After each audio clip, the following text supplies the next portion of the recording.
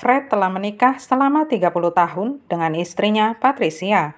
Dia bekerja di perusahaan yang sama selama bertahun-tahun sebagai masinis. Teman-teman Fred mengatakan dia sosok yang menyenangkan dan sering membuat lelucon. Pada 2 November 2010, ada panggilan 911 masuk. Para penelpon mengatakan mereka mendengar suara tembakan sekitar pukul 4.35 pagi. Beberapa menit kemudian, polisi tiba di TKP dan tampak seorang pria tergeletak di tanah. Di daerah panggulnya tampak terluka dan ada banyak darah yang keluar dari kepalanya dan ada beberapa luka tusukan. Di trotoar, tanah, dan rumput terdapat percikan darah. Ada juga jejak darah yang mengarah pada sebuah mobil yang terparkir di seberang jalan. Sebuah selongsong peluru ditemukan di dekat mobil dan selongsong satunya lagi hanya beberapa meter jauhnya. Korban diidentifikasi sebagai Fred. Di sakunya masih ada dompet, SIM, dan uang cash sebesar $400. Polisi segera mengesampingkan kasus perampokan dan menyimpulkan bahwa ada yang benar-benar menghendaki pria ini tewas. Polisi mengetuk rumah yang diyakini menjadi asal mula kejahatan ini. Wanita yang membukakan pintu memperkenalkan dirinya sebagai Patricia, istri Fred. Polisi tampak kaget karena Patricia mengaku tidak mendengar apa-apa, padahal kejahatan sadis terjadi di halaman rumahnya. Patricia hanya mengatakan suaminya harus lembur dan belum kembali ke rumah. Patricia diberitahu bahwa Fred telah dibunuh dan dia tampak linglung. Dia mengizinkan polisi memasuki rumahnya. Ketika dia ditanya apakah Fred punya musuh, dia menjawab tidak. Saat polisi sudah tidak mendapat apa-apa dari Patricia, mereka mulai bertanya kepada para tetangga. Ada banyak saksi yang mendengar suara tembakan pada pukul 4.35 pagi. Ada yang mengatakan saat melihat keluar jendela, tampak seorang pria bertubuh besar mengenakan hoodie kuning. Mereka juga melihat pria itu masuk pickup Ford F-150 berwarna gelap. Mobil itu diparkir di depan rumah kosong dan melaju tanpa menyalakan lampu setelah pembunuhan itu. Di jalan masuk rumah, polisi mendapati noda minyak. Setelah melakukan pemeriksaan, rumah kosong itu pernah dimiliki seorang bandar narkoba daerah tersebut. Polisi menanyai mantan pemilik tersebut dan dia mengatakan hendak menjualnya dan membiarkan siapa saja untuk berada di sana. Dia mengatakan berada di rumah bersama istrinya pada saat kejadian dan dia pun dikesampingkan. Pada 3 November, otopsi Fred keluar. Dia ditembak di daerah panggul, ditusuk di bagian kepala dan leher, ditusuk 4 kali di badan, mengalami beberapa patah tulang lengan, dan 10 tulang rusuknya patah. Fred telah mengalami penyiksaan dan pembunuhan secara mengerikan. Dari menara ponsel, polisi meneliti siapa saja yang aktif dalam radius 3 km dari TKP. Saat catatan telepon Fred diteliti, dia berbicara dengan seorang wanita yang berada 15 menit dari TKP. Pesan teks yang mereka kirim sangat intim dan mereka berbicara di telepon setiap hari. Wanita itu mengakui kalau dia berselingkuh dengan Fred. Dia berstatus menikah dan polisi menduga bisa jadi suaminya tahu kemudian membunuh Fred. Tetapi sang suami sedang bekerja pada saat pembunuhan terjadi. Dia dan istrinya dicoret sebagai tersangka. Pada 9 November, polisi menaruh curiga kepada Patricia yang sama sekali tidak menelpon untuk menanyakan perkembangan kasus suaminya. Polisi mengetahui Patricia sudah menelpon agen polis asuransi jiwa Fred. Telepon ini dibuatnya beberapa hari sebelum pembunuhan.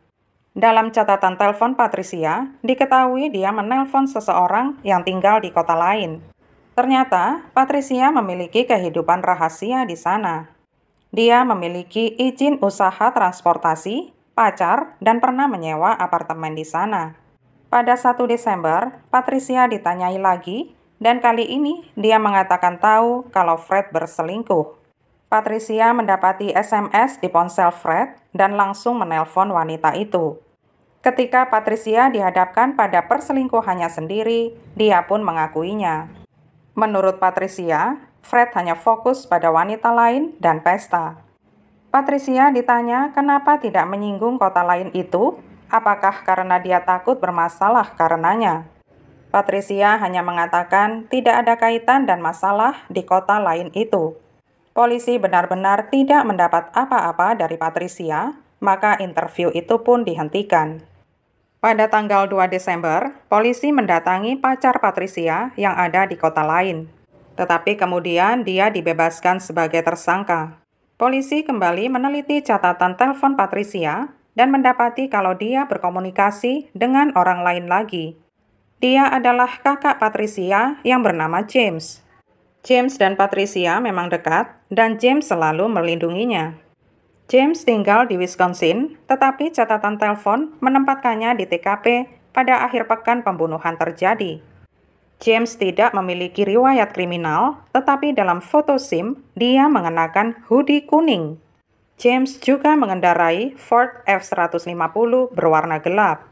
Saat diteliti lebih jauh, baik ponsel James maupun Patricia sama-sama dinonaktifkan dari pukul 22.30 sampai 7 pagi.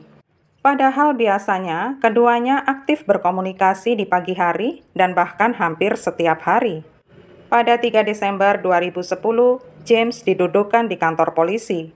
Awalnya dia mengatakan tidak tahu menau perihal pembunuhan Fred. Dia bahkan tampak terkejut saat mengetahui Fred sudah meninggal. Pada saat bersamaan, mobil pick-up-nya disita. Tetapi di dalamnya bersih tanpa ada bukti forensik. Tetapi yang menjadi penemuan besar adalah pick-up James meneteskan minyak. Polisi menemukan noda minyak di rumah kosong di seberang TKP. Polisi menanyai James apa yang dilakukannya di TKP pada saat pembunuhan terjadi. Awalnya dia mengakui ke sana untuk berbicara dengan Fred, tetapi setibanya dia di sana, ternyata ada orang yang menyerang Fred. James mengatakan pelaku menodongkan senjata kepadanya. Tetapi polisi yakin itu hanya omong kosong. Setelah dicecar, James baru mengakui kalau Patricia mengadu kalau Fred kasar kepadanya, baik secara mental maupun fisik.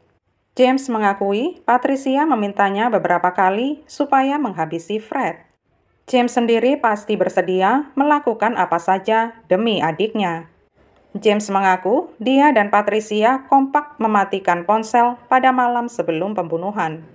Kemudian dia berkendara selama 4 jam dan tiba di TKP sekitar 3.30 pagi. Dia memarkir mobilnya di depan rumah kosong dan menunggu Fred. Saat tiba, Fred langsung tahu itu James dan kemudian langsung menembak Fred. Tetapi saat Fred lari, James mengejar, lalu menikam dan memukul kepalanya dengan pistol. Fred berhasil kabur lagi, tetapi akhirnya rebah karena luka-lukanya yang parah. James membuang pistol dan pisau ke sungai dalam perjalanannya pulang. Pada 7 Desember 2010, Patricia dan James didakwa atas pembunuhan tingkat pertama. Patricia segera meminta pengacara dan tidak mau berbicara. James bersedia untuk bersaksi melawan Patricia dan menerima kesepakatan 13 tahun penjara. Dalam persidangan Patricia pada Desember 2012, juri tidak dapat mengambil keputusan bulat.